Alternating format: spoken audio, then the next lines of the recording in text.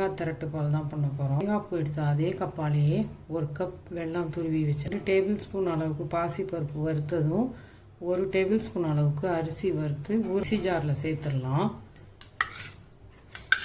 ஏலக்காய் சேர்த்துக்கிறேன். தேங்காய் பூ கொஞ்சம் சேர்த்துக்கிறேன். அரைச்சிட்டு வந்துடுறேன். இந்த தேங்காய் கூடயே இந்த அளவுக்கு இருக்கணும், ரொம்ப தண்ணியாக அரைச்சிடாதீங்க. முந்திரி பருப்பு வறுத்துக்கலாம். கட் பண்ணி வச்சுருக்கிற தேங்காயும் 2 டேபிள் ஸ்பூன் அளவுக்கு சேர்த்துக்கிறேன். வறுத்து எடுத்துக்கலாம். நம்ம 2 டேபிள் ஸ்பூன் அளவுக்கு நெய் சேர்த்துக்கலாம். இப்போ பாருங்கள் எப்படி இருக்குன்னு. இந்த அளவுக்கு இருந்தால் போதும். நெய் சேர்த்துக்கிறேன்.